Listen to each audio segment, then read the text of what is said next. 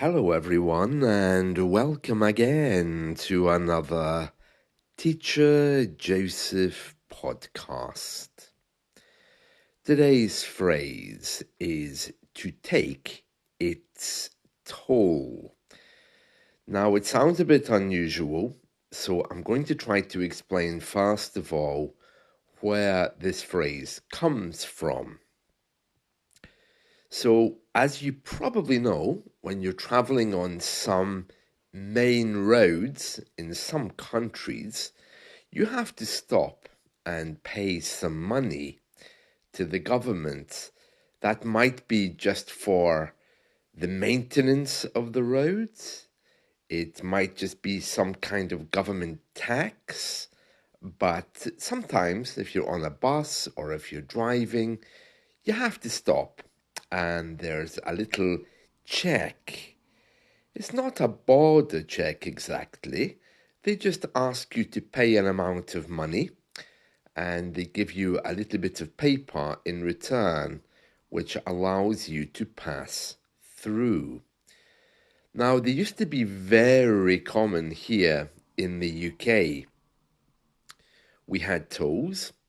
We had toll bridges. In fact, there was one near here, which is now free, but it used to be a toll bridge.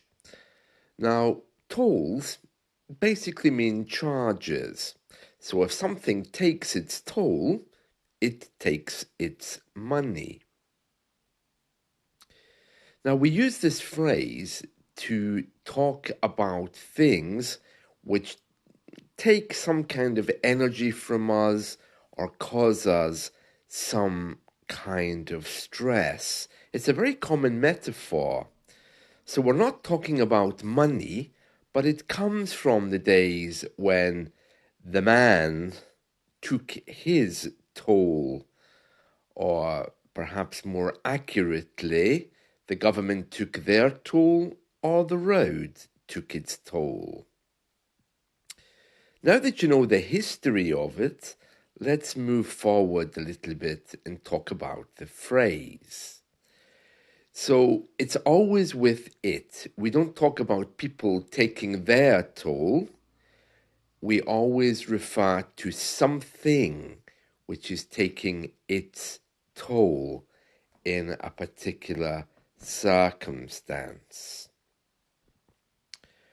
For example, if you keep working excessively, the stress will eventually take its toll. That means your health will be affected. Too much sunlight can take a heavy toll on your skin. My friend's illness has really taken its toll on her marriage. The building looked perfect in the past, but now, after years of neglect, we can say that the wind and the rain has really taken its toll. Now, it is possible to say in plural that things have taken their toll, taken their charge, if you like, or taken the goodness out of something, but it's always with it, taken its toll. This expression emphasizes the impact of negative factors over a period of time.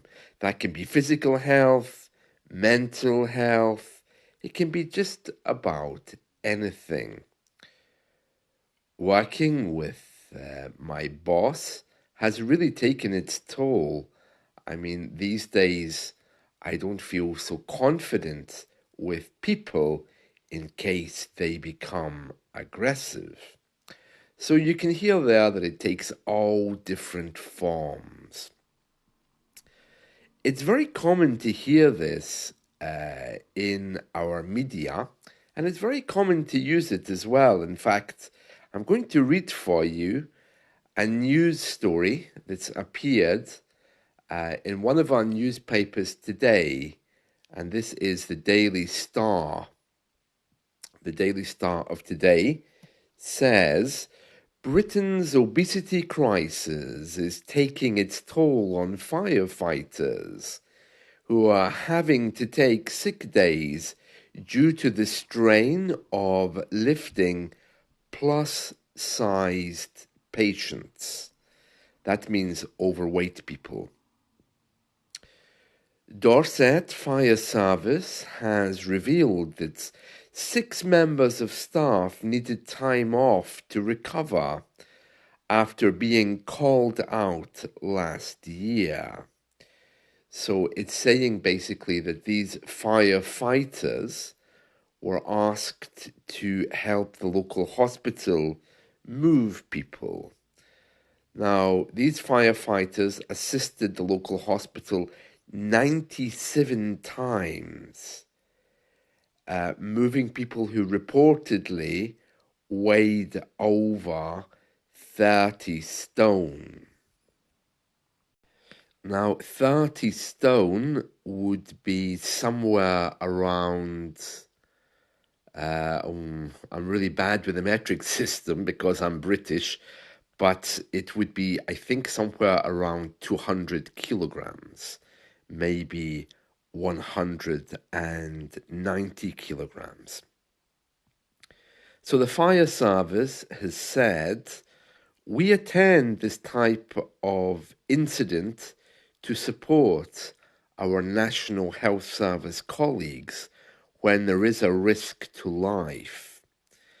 And the Health Survey for England in 2021 estimated that 26% of UK adults are obese, and that just means completely overweight. So that's very interesting. So, of course, when you are overweight, it really takes its toll on your health. Now, of course, there is the reason, well, why are we so overweight? Well, we live in a culture which is just like America now. It's completely consumerist, and big is better. The more you can eat, the more you can drink. It shows that you have a happy life. But yeah, I would really like the government to understand, though, why we're like that, because I think that inside many people there's a very deep unhappiness which is covered up by eating, drinking, and then of course there's the British attitude towards these things. As we discussed the other day, very soon we'll be able to buy pints of wine. We don't really seem to appreciate the delicate and beautiful things in life. We just use them for our own satisfaction, mainly to get drunk. Another example of that is in our papers today.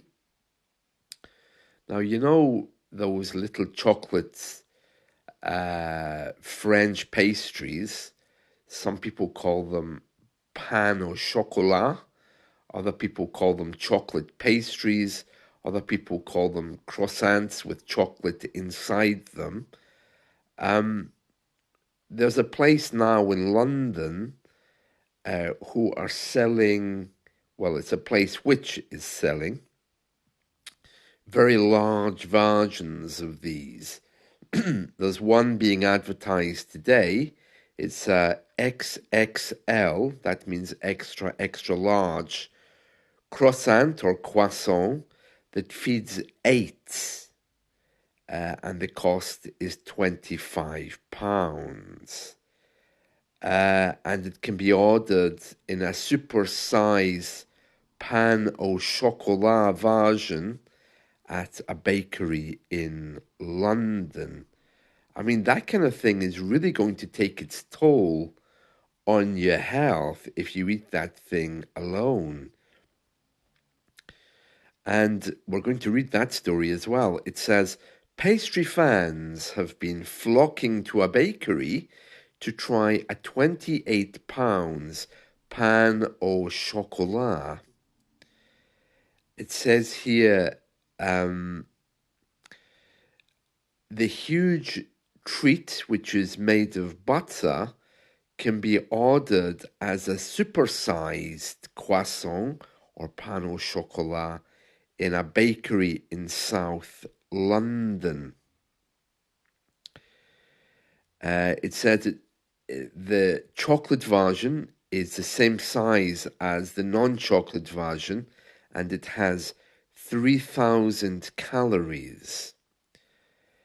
The croissant is at a bakery, and different people have tried it. Apparently, it's quite viral on TikTok, and a local musician has also shown herself eating this thing. And a food blogger visiting London from Vancouver, Canada, described it as being fairly decent. I mean, can you imagine a, a, a pan au chocolat or croissant that's so big? And it just makes me wonder about British people and their attitude towards eating. I mean, I love food. And before I started traveling to other countries, I really didn't care about food. I would just eat anything. I didn't even stop to think about what it was, what it tasted like. It was really just to satisfy a craving. It wasn't any kind of appreciation for food. I mean, I'm very different now, but looking around here where I live, there's lots of really, really grossly overweight people, and nobody seems to see this as a problem, except perhaps the local hospital. So it's very interesting how these things are. So that I think would really be taking a toll on the body. And another couple of stories from the media.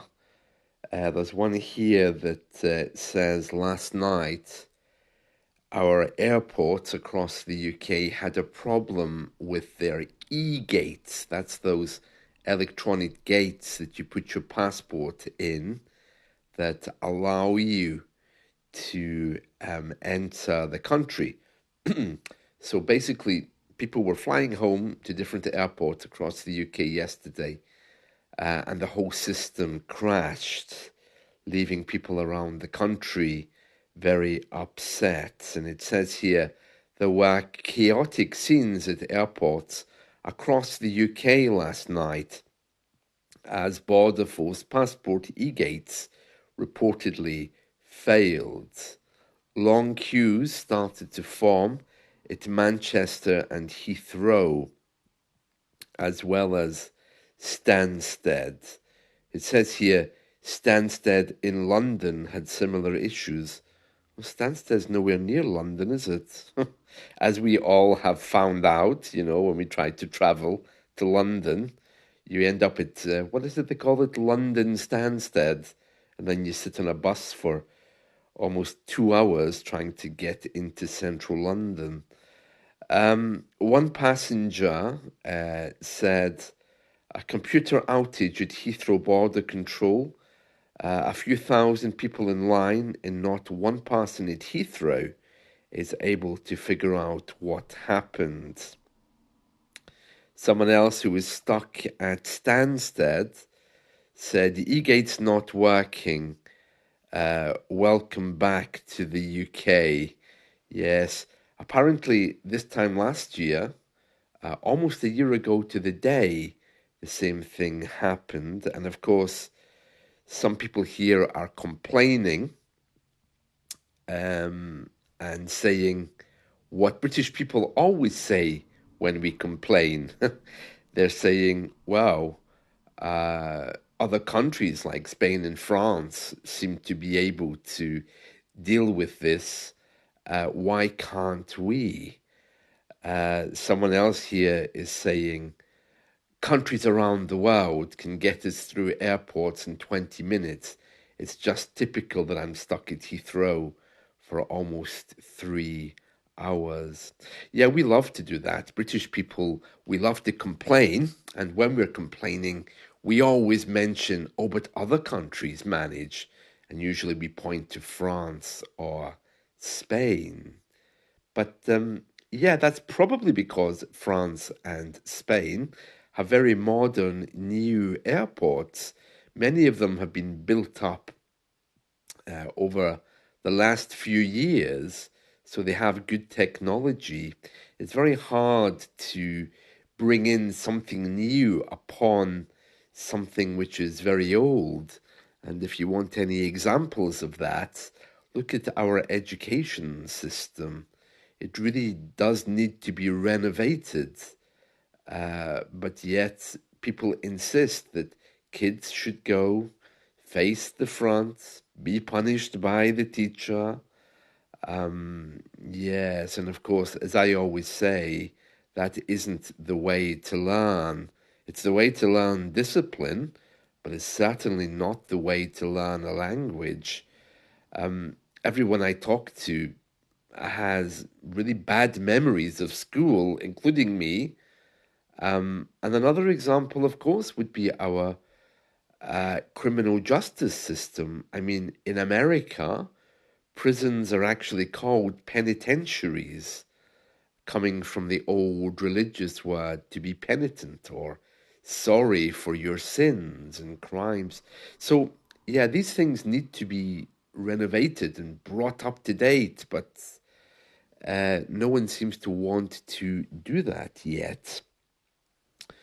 Anyway, as you can hear there, those are a few examples of taking its toll. So the queues last night at airports around the UK were taking their toll or taking its toll on people who were waiting to get through the barriers.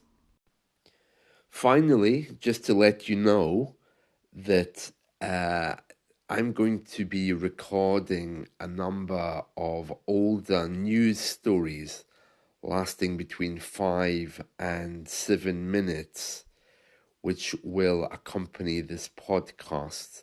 And those news stories, you can use them for shadowing, or you can use them for other things, such as practicing vocabulary. My idea is that in the long term, on days where I won't be able to record podcasts like this one, those other podcasts will be enough for you to study every day. I mean, I've no intention of stopping these longer podcasts because I enjoy doing them, but I suppose there will be days when it may not be possible to record them. So it will be good to rely on the other ones. You know, when, for example, I lose my voice, which happens from time to time, or if I'm struggling, with a busy morning, at least you will have something there to study. But don't worry, I have no intention of stopping these podcasts. So I just want to tell you that these additional shorter podcasts may be something which you find of interest. And in the long term, I think that means there'll be a lot more material for you to study with. Remember, shadowing is very simple. You just have to imitate a native speaker. You don't have to understand anything that they're saying, just imitate them. That's all. Well, I hope you've enjoyed this. That's it from me today. I'll be back again tomorrow. Have a wonderful day. Bye.